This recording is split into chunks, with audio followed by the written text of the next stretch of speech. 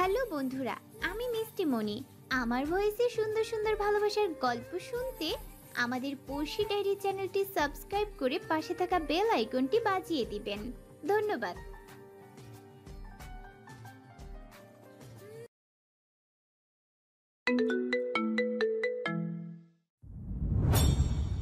বলেই ফোন রাখলো জুনায়না। সে বার কয়েক বড় বড় শ্বাস নিল, গা এলিয়ে দিল। তার রাগ মাথায় চড়ে আছে। তার বন্ধু আরুষ্মান যার গায়ে কেউ ফুলের টোকা দেওয়ার সাহস করলো না,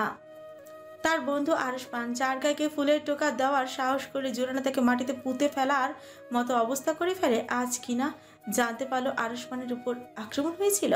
প্রশান্ত এক হাতে গাড়ি চালালো, অপর হাতে জুনায়নাকে টেনে নিজের বুকের মাঝে নিয়ে এলো, মাথায় হাত বুলিয়ে দিল। জুনায়না আবেশে প্রশান্তর কোমর জড়িয়ে ধরল, বুকে মাথা গুজে রাখল। প্রশান্তর ছোঁয়া যেন আজ অন্যরকম অনুভূতি হচ্ছে জুনায়নার। তার সকল চিন্তা কিয়ৎক্ষণের জন্য মস্তিষ্ক থেকে বেরিয়ে গেল। প্রশান্ত এক হাতে জুনায়নাকে আগলে মাথায় হাত বুলিয়ে দিচ্ছে। প্রশান্তর গায়ের করা পারফিউমের করা ঘ্রাণে যেন বারংবার নাসিকার রন্ধে এসে হানা দিয়েছে। জুনায়না আরো মুখ গুজলো প্রশান্তর বুকে। প্রশান্ত হেসে বলল, কি হলো জুনায়না, রানী বুকের ভিতর ঢুকে যাবে নাকি? তো জুনায়না হাসলো মাথা উঁচু করে। প্রশান্তর মুখ পানি ইচ্ছিয়ে বলল, আমি তো বুকের ভিতর এখানটাতেই থাকতে চাই। প্রশান্ত তার হাতের অবস্থান জুনায়নার মাথা থেকে সরিয়ে আনলো। জুনায়নাকে নিজের বুকের মাঝে আগলে নিল দৃঢ়ভাবে। চুলের ভাঁজে উষ্ঠে ছুঁই দিয়ে বলল, ওকে তো এই খানটাতেই রেখে এসেছি আমি। জুনায়না প্রশান্তর এহেন উষ্ঠের স্পর্শে চোখ বুঝে নিল। মুচকি হাসলো, মস্তিষ্কে দুষ্টু বুদ্ধি হানা দিচ্ছে। মুচকি হাসির রেখা মুছে গেল, মিটমিট করে হাসছে সে। বলল, চুলের ভাজে চুপু না খেয়ে তুমি আমার অস্ত্রও খেতে পারো প্রশান্ত বাবু। প্রশান্ত গাড়ির জোরে ব্রেক কষল। আচমকা মাথায় হাত দিয়ে কাটতে শুরু করেছে। জুনায়না সরে আসলো। প্রশান্তের এমন অবস্থা দেখে সে ঠোঁট টিপে হাসল, পানির বোতল এগিয়ে দিল। ভোরের আলো ফুটেছে, স্নিগ্ধ আকাশ ভরে শীতল বাতাসের সঙ্গে ঘরের মধ্যে যেন ছুটে আসছে ফুলের সুবাস। পুরো খান বাড়ি ফুল দিয়ে সাজানো হয়েছে। ফুলের গন্ধে যেন মুখ করছে চারিপাশ। আরুষ্মান গতকাল রাতে মেয়েরা ও জাহারাকে বাড়ি অব্দি পৌঁছে দিয়ে নিজ বাড়িতে ফিরতে খুব দেরি করে। সবই ঘুম থেকে উঠেছে। বর্তমানে আয়নার সম্মুখে বসে আছে সে। আরুষ্মান আয়নায় থাকা প্রতিচ্ছবিতে নিজেকে দেখে বিস্তর হাসলো। গৌরবর্ণের উন্মুক্ত বুকের বাম পাশে ফুটে থাকা আঁচড়ের দাগে হাত বুলালো সে। বলল, আপনি নিজের অজান্তে সেদিন আমার বুকে স্পষ্টভাবে এই চিহ্ন এঁকে দিয়েছিলেন। আর প্রতিদিন ঘুম থেকে উঠে প্রতিচ্ছবিতে আমার উন্মুক্ত বুকে দাগ দেখে অজান্তে হেসে ফেলি আমি। এই আরশু, তোকে বিড়াল আঁচড় কেটেছে নাকি? মেয়েলি কণ্ঠে বাক্যটি ভেসে এলো দরজার সম্মুখে থেকে। আরুষ্মান আয়নায় দরজার সম্মুখে দাঁড়িয়ে থাকা মেয়েটির প্রতিচ্ছবি দেখে নিল পাশ থেকে। কালো রাঙা শার্টটি নিয়ে গায়ে জড়িয়ে নিল। ঘুরে মেয়েটির দিকে তাকিয়ে হেসে আফসোসের সঙ্গে বলল, আর বলিস না আরু, আপু সেই বিড়ালকে আমার বুকে ঠাঁই দিয়েছিলাম, কিন্তু বিড়ালটা আমার বুকে আঁচড় কেটে চলে গেছে।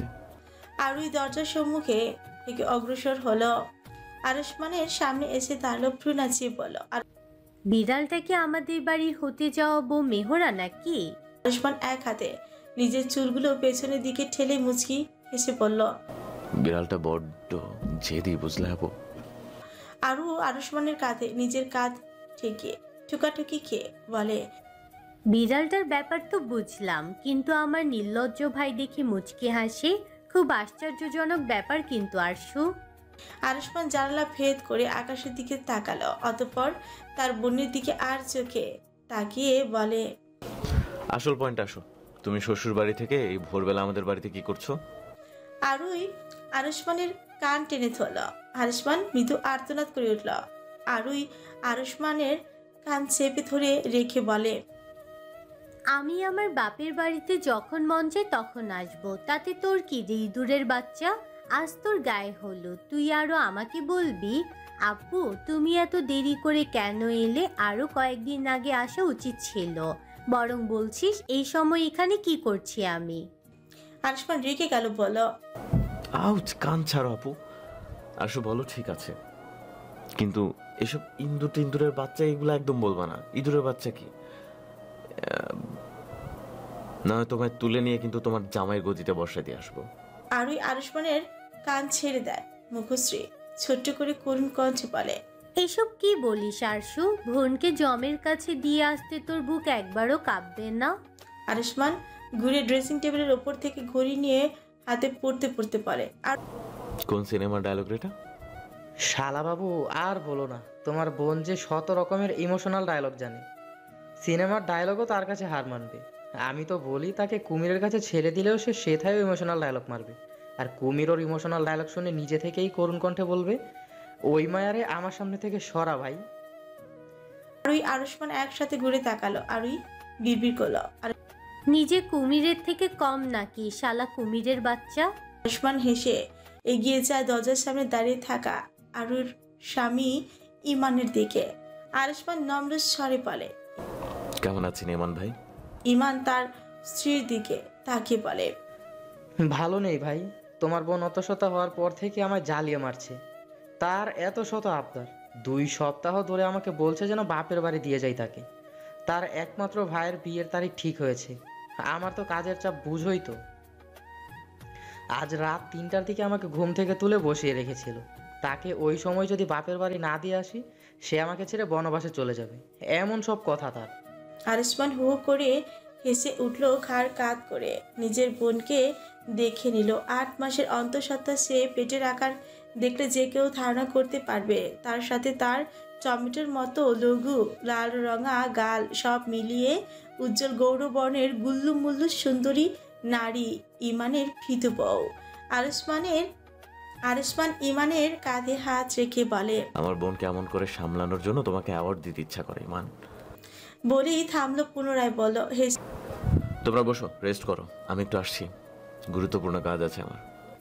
ব্যস্ত এমপি সাহেব আপনি, গায়ে হলুদের দিনও আপনার কাজ। যে কথাটি বলল ইমান। আরুষ্মান হেসে বেরিয়ে গেল। সূর্য তার আলো ধরণীতে ছড়িয়ে দিচ্ছে। সময় যত যাচ্ছে সর্ববাড়িময় মানুষের হই হুল্লোড়ের শব্দ আরো বৃদ্ধি পেতে লাগছে। আজ খান বাড়িতে হবে আরুষ্মান, মেহরা ও প্রশান্ত জুনানার একসঙ্গে গায়ে হলুদ। বাড়ির চারপাশে পর্যাপ্ত সুরক্ষার ব্যবস্থা করেছে আরুষ্মান ও জুনয়না। বাড়ির সামনের দিকে খালি জায়গায় রং বেরঙের কাপড়ের প্যান্ডেল করা হয়েছে, বসার ব্যবস্থা করা হয়েছে। জায়গাটি জুড়ে হরেক রকমের রঙের ছোঁয়া, নাচ গানের ব্যবস্থাও হয়েছে। মেহরার পরিবারের সকলেই চলে এসেছে। প্রশান্ত, জুনায়না তাদের কিয়ৎক্ষণ পূর্বেই এসেছে। ফাইজ সবে এসেছে তার পরিবার সহ। সদরদ্বার পেরিয়ে ভিতরে প্রবেশ করতে তার দৃষ্টি আটকে গেল লাল রঙের চিকন পাড়ের হলুদ রঙা শাড়ি পরিহিতা জাহারার পানে। এত নারীর মাঝে দাঁড়িয়ে থাকা জাহারার পানি তার নিনিমেষ দৃষ্টি। যাহারা বড় বড় চঞ্চল নেত্রখানায় নজর গিয়ে দৃঢ়ভাবে স্থির হলো তার। ওই কাজল কালো নেত্রখানায় ডুবে যাওয়ার মতো ইচ্ছে জাগলো ফাইজের মনের এক গহীন কোণে। ফাইজ এমন করে কিভাবে আটকে গেল জাহারার পানে? নিজেই নিজেকে প্রশ্ন করলো সে। চেয়েও দৃষ্টি সরিয়ে ফেলতে পারলো না। অন্য মনস্ক হয়ে বলল, তোমার ওই রূপে আমার মরণ নিশ্চিত। যারা সকলের সঙ্গে কথোপকথনের মাঝে দৃষ্টি ঘুরিয়ে যখন দরজার পানে চাইলো, তখন সে চমকালো ফাইজকে দেখে। ফাইজের সঙ্গে চোখাচোখি হলো তার। অন্য মনস্কতা কাটলো ফাইজের। সে শুকনো ঠোক গিল, সঙ্গে সঙ্গে দৃষ্টি সরিয়ে অন্যদিকে চাইল। যারা ফ্রিকুচকে সন্ধ্যা দৃষ্টিতে তাকিয়ে রইল, পিপির করল, এই লোকের আবার কি হলো? আমার দিকে এমন করে চেয়েছিল কেন? আবার আমাকে জ্বালানোর প্ল্যান করছে না তো? এমন প্ল্যান করলে ওকে আজ এমন কেলানি কেলাবো না, সারা জীবন মনে থাকবে তার। পাশ থেকে আরুই জাহারাকে বিড়বিড় করতে দেখে বলে, আরে মেহরা জাহরা কি বিড়বিড় করছো? যারা আরুইর কথা শুনে হাসলো, বলল, হ্যাঁ, একজনকে আদর করার প্ল্যান করছিলাম। আরুই মুচকি হেসে বলল, ও তাই বুঝি, কে সে? আছে একজন ফাজিল। বসার ব্যবস্থা করা হয়েছে, যেথায় সেথায় এসে বসে পড়েছে সকলে। প্রশান্ত বসেছে, তার পাশে বসে আছে জুনয়না। প্রশান্তর পরনে শুভ্র রাঙা পাঞ্জাবি, হাতে দিকে ফোল্ড করার স্থানটুকু হলুদ রঙা। জুনয়নার পরনে হলুদ রঙের পাড়ে শুভ্র রাঙা শাড়ি। সকলের মাঝে নেই শুধুমাত্র মেহরা ও আরুষ্মান সকালে বেরিয়েছিল, এখনো বাড়ি ফেরেনি। আর মেহরা এখনো তৈরি হচ্ছে। মেয়েরা নিজের শাড়ি আঁচল টেনে ঠিক করে নিজেকে একবার দেখে নিয়ে সিঁড়ি দিয়ে নেমে আসে। তখনই বসার ঘর পেরিয়ে নিজের শার্টের হাতা ফোল্ড করতে করতে সিঁড়ির দিকে অগ্রসর হচ্ছিল আরিশমা। যখন তার দৃষ্টিতে আটকে গেল মেয়েরা, চোখাচোখি হলো তাদের। আরিশমান ঠোঁট প্রসারিত করে হাসলো মুগ্ধ নয়নে চেয়ে রইল মেয়েরার পানি যতক্ষণ না মেয়েরা নেমে এলো। কথাটি স্নিগ্ধতায় ছায়া তুমি, মুগ্ধ হয়ে দেখছি আমি। বিড়বিড় করে বলল আরিশমান। মেয়েরা আরিশমানের পাশ কাটিয়ে চলে যেতে নিল। আরিশমান আঁচল টেনে ধরল মেহেরার। 2-1 কদম পা বাড়ালো মেহেরার নিকট এসে দাড়ি মিষ্টি করে হেসে বলল, আজের শুভ্রতার ছায়া মেহেরাকে আমার কারো সম্মুখে যেতে দিতে ইচ্ছে করছে না। মন চাইছে সকলের আড়ালে রেখে দেয় আপনাকে। মেয়েরা নিজের শাড়ির আঁচল আরিশমানের হাত থেকে ছাড়িয়ে নেওয়ার জন্য হাত বাড়ালো মৃদু কণ্ঠে বলল, এইসব গাঁজাখুরি কথা না বলে শাড়ির আঁচল ছাড়ুন, মানুষ কি বলবে? বউ আমার, আমি তাকে আদর করে তো একটা কথা বলবোই। এতে মানুষ যা ইচ্ছে তাই বলুক, আমার কিছুই যায় আসে না।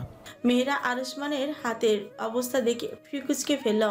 আরিশমানের হাতের আঙুলগুলো ছিল সাদা মাংস, স্পষ্ট হয়ে দেখা যাচ্ছে। মেয়েরা বিস্মিত কণ্ঠে বলে ওঠে, কি হয়েছে আপনার হাতে, এমন অবস্থা কেন?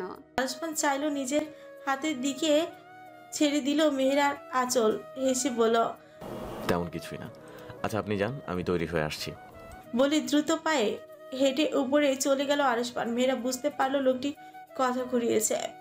মেয়েরা বসেছে সকলের সঙ্গে। আরিশমান এলেই গায়ে হলুদের অনুষ্ঠানের পর্ব আরম্ভ হবে। মেয়েরা জুনয়না দুজনের শাড়ি একই রঙের, প্রশান্ত ও আরিশমানের পাঞ্জাবিও একই রঙের। আরিশমান এলো কিয়ৎক্ষণ পর, তার ঠোঁটের কোণে স্বভাব সুলভ সেই হাসি। এসে মেয়েরা গা ঘেঁষে বসলো সে। আমজাদ বলে উঠল, কি বাবা, তোমার আজকের দিনেও বাইরে যাওয়া লাগে? কাকে কেলিয়ে এলে বাবা?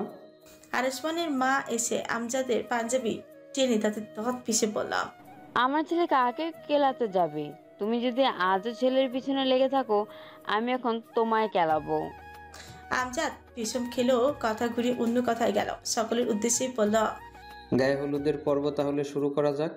আরিশমানের মা বাবা একসঙ্গে 4 জনকে হলুদ ছুঁয়ে দিল। আরিশমানের বাবা মা প্রশান্তর কাছে গিয়ে প্রশান্তকে একসঙ্গে জড়িয়ে ধরলো, বলল, বাবা, আমাদের তো তুই সবসময় তোর বাবা মায়ের মতোই ভেবে এসেছিস। আমরা কিন্তু তোর বাবা মায়ের সকল দায়িত্বগুলো পালন করব। তুই কিছু মনে করবি না তো? প্রশান্ত দুজনকে জড়িয়ে ধরলো, বলল, না মনে করবো না, কিন্তু তোমরা আজ আমার থেকে অনুষ্ঠানের জন্য 1 পয়সা অবধি নিলে না, এইটা কি ঠিক করলে? দুজনই হাসলো, বলল, বাবা মা থাকতে ছেলের কোনো টাকা খরচ করবে? তুই রাখ তোর ওই টাকা। এরপর এক একজন এসে 4 জনকে হলুদ ছুঁয়ে দিতে লাগলো। তারই মধ্যে একজন মহিলা মেয়েরার সম্মুখে এসে মেয়েরাকে হলুদ ছুঁয়ে দিয়ে বলে, আয়ুষ্মান, এই কি তোর বউ হবে? ওই দিন দেখলাম কবরস্থানের বাইরে অন্য এক ছেলের লাশের মুখের কাছে গিয়ে সি সি সি বলতে পারবো না আর। মেয়েরা অবাক হলো মহিলার কথা। আরিশমান হাসলো, মেয়েরাকে এক হাতে আগলে নিল, মহিলাকে উত্তর দিল, এই আমার বউ হবে। আর ওই দিন কবরস্থানের বাইরে আমার বউ কি কি করেছে তার সবই আমি দেখেছি, তাই আপনার বলার প্রয়োজন নেই। আপনি বরং নিজের স্বামীর দিকে নজর দিন। সে তো প্রতিদিনই এক এক নারীর সঙ্গ ছাড়া চলতেই পারে না। বলে থামলো। আরিশমান পুনরায় বলল, খাবারের ব্যবস্থা করা হয়েছে, খেয়ে দিয়ে বাড়ি যান। বাড়ি গিয়ে দেখুন স্বামী আবার ঘরে অন্য রমণীকে নিয়ে এলো কিনা। মহিলা উত্তর পেল না। রাগে গজগজ করতে করতে স্টেজ থেকে নেমে গেল। দূরে থেকে দাঁড়িয়ে এই দৃশ্য দেখলো ফায়েজ। হঠাৎ সে অনুভব করলো তার গালে কেউ হাত ছুঁয়ে দিয়েছে। পাশ ফিরে চাইলো, অবাক হলো সে। যারা হাতের মোট ভর্তি হলুদ নিয়ে ফায়েজের গালে লাগিয়ে দিয়েছে। মিটমিট করে হাসছে সে। হাসতে হাসতে বলে, আপনার গালটাই খালি ছিল, এখন আপনাকে পুরোই ভূতদের সারদার লাগছে। ফায়েজ ফ্রিকুচকে ফেলো। নিজের গালে লেগে থাকা হলুদ হাত দিয়ে মুছে নিয়েও নিল। 2 হাত বাড়িয়ে যারার পুরো মুখে হলুদ মাখিয়ে দিল সে। হেসে ফেলল। যারা চোখ মুখ কুচকে ফেলল। ফাইজ হাসতে হাসতে সরে আসলো, বলল, এখন তোমাকে লাগছে পেতনিদের মহারানী। যারা গাল ফুলিয়ে কোমরে 2 হাত রেখে বলল, তবে রে বলি দৌড় লাগায় ফাইজকে। ফাইজ সর্ব জায়গা জুড়ে দৌড় খাওয়ালো জাহারাকে। এখন আর দৌড়াতে না পেরে ফাইজ থেমে গেল। যারা শাড়ি ধরেই দৌড়ে আসছিল ফাইজের সামনে, এসে ঠিক করে সামলাতে না পেরে ফাইজের উপর মুড়মুড়িয়ে পড়ে যায়। ফাইজ চোখ বড় বড় করে ফেলে, জাহারাকে জড়িয়ে পেঁচিয়ে দু হাতে ধরে ফেলে। দুজনেই দুজনার দিকে চেয়ে আছে। দুজনের হৃদযন্ত্র স্বাভাবিক থেকে অধিক দ্রুত স্পন্দিত হচ্ছে। খোলা স্থানে এক দমকা হাওয়া বয়ে গেল, যার শাড়ির আঁচল এসে দুজনের মুখের উপর পড়ল। দৃশ্যটি দূর থেকে একজন ক্যামেরাম্যান তার ক্যামেরায় বন্দি করে নিল। ফাইজ দ্রুত ছেড়ে দিল জাহারাকে। যারা ঠিক হয়ে দাঁড়ালো। যারা আমতা আমতা করে বলে, ইয়ে মানে আমি যাই, নাচ গানের পর্ব আরম্ভ হবে। বলি দৌড় লাগালো।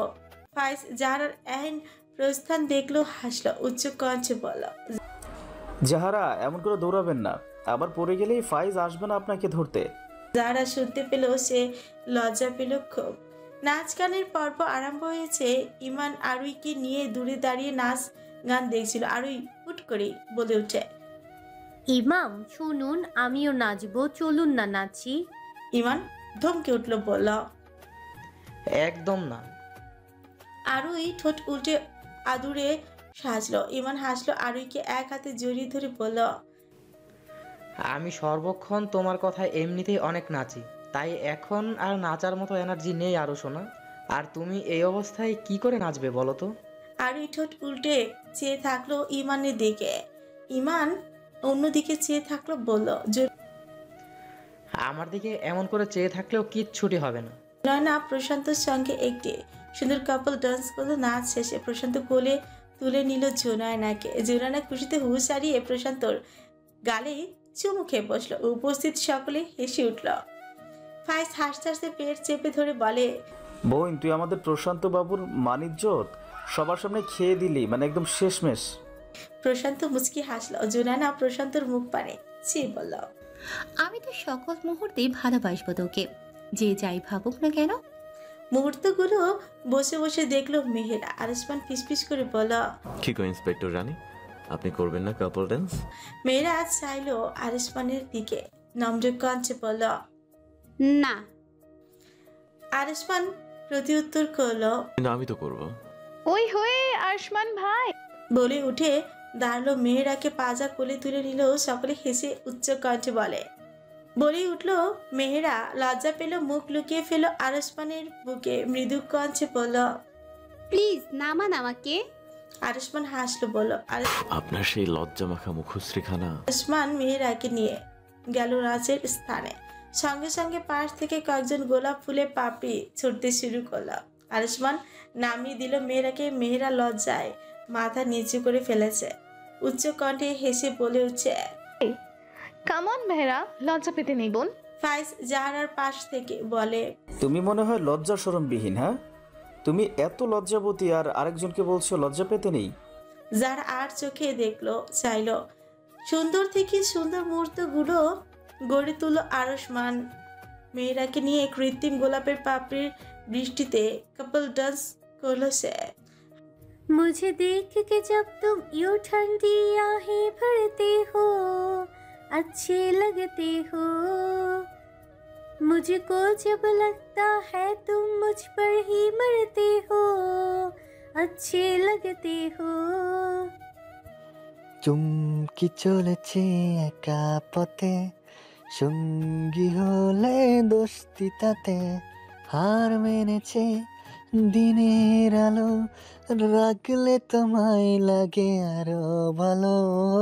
চুমকি চলেছে একা পথে, সঙ্গী হলে দোস্তি তাতে, রাগ করো না সুন্দরী গো, রাখলে তোমায় লাগে আরো ভালো।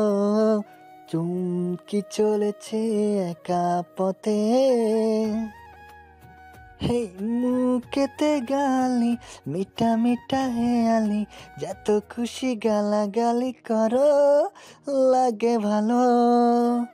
মুখেতে গালি, মিঠা মিঠা হেয়ালি, যত খুশি গালাগালি করো লাগে ভালো। হে আমাকে সাথে নিয়ে চলো না, মিষ্টি করে তুমি ভালো না, তোমাকে যে আমি ভালোবাসি, চুমকি চলেছে একা পথে, সঙ্গী হলে দোস্তি তাতে, হার মেনেছে দিনের আলো, রাগলে তোমায় লাগে আরো ভালো। চুমকি চলেছে একা পথে, সঙ্গী হলে দোস্তি তাতে, রাগ করো না সুন্দরী গো, রাগলে তোমায় লাগে আরো ভালো। চুমকি চলেছে একা পথে। হাসি ঠাট্টার মাঝে নাচ গান শেষ হলো, খেতে বসলো সকলে। ফাইজ দিন দুনিয়ার নাম ভুলে এতক্ষণে কয়েক প্লেট বিরিয়ানি খেয়ে ফেলেছে। যারা চোখ বড় বড় করে চেয়ে চেয়ে দেখছে, বিস্মিত কণ্ঠে বলল, এটা কয় নম্বর প্লেট? ফাইজ খেতে খেতে বলে, মনে হয় 5 নম্বর। বলেই থেমে গেল ফ্রিকুচকে, চাইলো জাহারার দিকে ভরাট কণ্ঠে বলল, এই মাইয়া, তুমি আমার খাবারে নজর দিচ্ছ নাকি? আমার খাবারে একদম নজর দিবা না। যাও, ভাগো ভাগো এখান থেকে। জাহারা বিড়বিড় করে, দাঁড়া রাক্ষস, তোকে খাওয়াচ্ছি আমি, বলে টেবিলে থাকা বিরিয়ানির বড় বাটি নিয়ে দোল লাগায় জাহারা। ফাইজ থম মেরে চেয়ে থাকে, হঠাৎ উচ্চ কণ্ঠে কেঁদে উঠে বলে, মা, তোমার ছেলের বিরিয়ানির বাটি নিয়ে রাক্ষসী দৌড় লাগিয়েছে, কিছু করো মা। ফাইজের মা কিছুটা দূরে দাঁড়িয়েছিল। সে ছেলের কাণ্ড দেখে উল্টো দিকে হাঁটা ধরে বিড়বিড় করে, তামরা ছেলে আমার মান ইজ্জত শেষ করে দিল। টেবিলে বসে থাকা সকলে হো হো করে হেসে উঠেছে। জুনানা বলে, ঠিকই আছে, আর কত খাবি? বেশি খাইস না ভাই, পরে ভুঁড়ি বের হবে তোর। পরে তোকে বিয়ে দিতে গেলে মেয়েরা বলবে এই ভুঁড়িওয়ালা পোলা বিয়ে করা যাবে না, তোকে মুখের উপর রিজেক্ট করে দেবে। আর এই দৃশ্য আমরা বেঁচে থাকতে কি করে দেখি?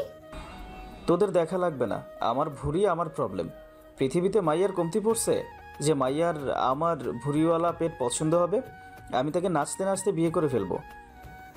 দলের আসল মানুষগুলোকে জেলে ঢুকিয়েছে ওই আরুষ্মান, আর সঙ্গে ওই পুলিশ মাইয়াটা আছে না, ওদের ছাড়া যাব না কিন্তু।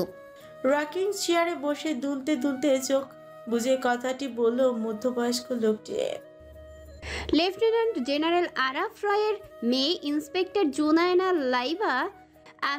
আমার মধ্যে সাহস তো থাকবেই বটে। আমার বাবা কখনো পিছু হটে যাওয়া শেখায়নি আমায়। তাহলে আপনি কি করে আশা করেন যে আপনি বললেই আমি কেস থেকে সরে আসব?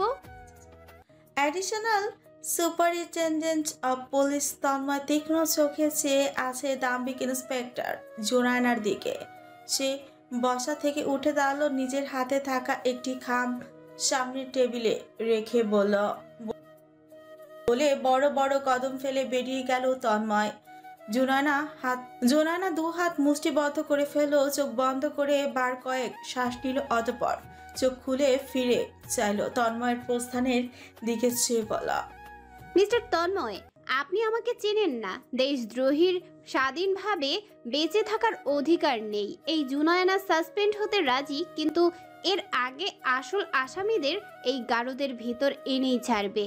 এর পূর্বেই সাসপেন্ড হয়ে গেলে ওদের শাস্তি গারদ নয়, বরং নিজ হাতে মরণ লিখে দিব ওদের।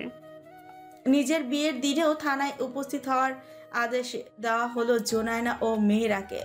Additional superintendent of police phone করে জোনায়না ও মেহেরাকে থানায় আসতে বলেছিল। জোনায়নার মাথায় রাগ চড়ে যায়। সে বারবার বলেছে আজ সে কি করে যাবে, আজ তো তার আর মেহেরার বিয়ে। কিন্তু additional superintendent of police Tanmoy কোনো কথাই শুনল না। জোনায়না আসলো, কিন্তু মেহেরাকে সাথে আনলো না। মেয়েরাকে আসতে বারণ করে সে নিজেই এসেছিল। জোনায়না আসতে তন্ময় সুতায় সে যেন আসিফের সঙ্গে জড়িত আসামিদের ইনভেস্টিগেশন, গ্রেপ্তার থেকে শুরু করে পুরো কেসটা থেকে যেন সরে আসে। জোনায়না সরে আসলে কেসটার ধামাচাপা দিয়ে দেওয়া হবে। জোনায়না থানা থেকে বেরিয়ে এলো, রিক্সা খুঁজছে সে। পকেট থেকে ফোন বের করে আরুষ্মানকে ফোন করলো। বার কয়েক রিং হয়ে ওই পাশ থেকে ফোন রিসিভ করে ব্যস্ত কণ্ঠে আরুষ্মান বলল, কিরে জোনায়না, তুই কোথায়? জোনায়না শুরু করলো তার কথার বলি। অ্যাডিশনাল অফ পুলিশ তন্ময়ের বলা প্রত্যেকটি কথা আরুষ্মানকে বলল। আরুষ্মান সকল কিছু শ্রবণ করার পর বলল, আরুষ্মান, জোনায়না কেসটা রহস্যে ভরা, বড় বড় পদের মানুষজন জড়িয়ে আছে এতে। তুই যাদের গ্রেফতার করেছিস তাদের মুখ খুলেছে? না, মরে যাবে, মুখ খুলবে না। শালার এক একটা হারামি, ইচ্ছে তো করে সঙ্গে সঙ্গে শুট করে মেরে ফেলিয়ে দেন। হাসলো বলল, খুল জুনায়না রানী, তুই তোর পেশার জন্য না পারিস মারতে, আমি তো পারবো। একে একে সবগুলোকে কিভাবে মারি তুই শুধু দেখ। ওদের লাশটাকে চেনার মতো অবস্থা রাখবো না। জোরানা মৃদু হাসলো বলল, তুই কি ওদের মেরে ফেলেছিস? তোর কি মনে হয় ওরা আমার প্রাণের দিকে নজর দিয়েছে? মেহেরাকে মারার সুযোগ খুঁজছিল ওরা, আর আমি কিনা ওদের বেঁচে থাকার মতো অবস্থায় রাখবো? মেহেরাকে সাজানো হচ্ছে বধূ সাজে, যাহারা মায়া মিলে সাজাচ্ছে মেহেরাকে। মেয়েরা স্থির দৃষ্টিতে তাকিয়ে আছে আয়নায় তার প্রতিচ্ছবির পানে। সে তো কখনো ভাবেনি সাফন ছাড়া অন্য কোনো পুরুষের জন্য তাকে বধূ সাজে সজ্জিত হতে হবে। পূর্বের স্মৃতিগুলো মস্তিষ্ক ঘুরে বেড়াচ্ছে বুকের বাঁ দিকে। প্রচন্ড ব্যথা অনুভূত হচ্ছে মেহেরার। মস্তিষ্ক যেন পূর্বের স্মৃতিগুলো তো মুছে ফেলা যায় না, এত সবের মাঝেও তা মস্তিষ্কে এসে কোনো না কোনো মুহূর্তে হানা দিবে।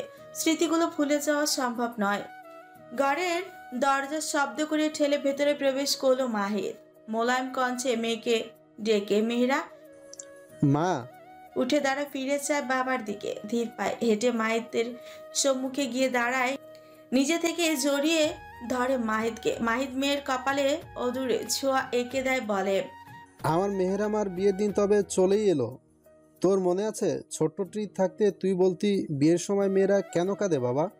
আমি তো একদম কাঁদবো না, বরং নাচতে নাচতে বিয়ে করে বরের সাথে চলে যাব। মেয়েরা ফিক করে হেসে দিল, তার কণ্ঠ ভেজা। মাহিদ হাত বুলিয়ে দিল মেয়ের মাথায়, মোলায়েম কণ্ঠে বলল, পুরনো সকল কিছু ভুলে এখন নিজের বর্তমানকে নিয়ে ভাবো মা। আরসমান তোমাকে শিখিয়ে রাখবে আমি জানি। তুমি একদিন আমাকে এসে বলবে, বাবা আরসমান লোকটা আমার জন্য খারাপ না। মেয়েরা চুপ করে রইল। সে তো অবগত আরসমান খারাপ নয়, আরসমান ভালোবাসে তাকে।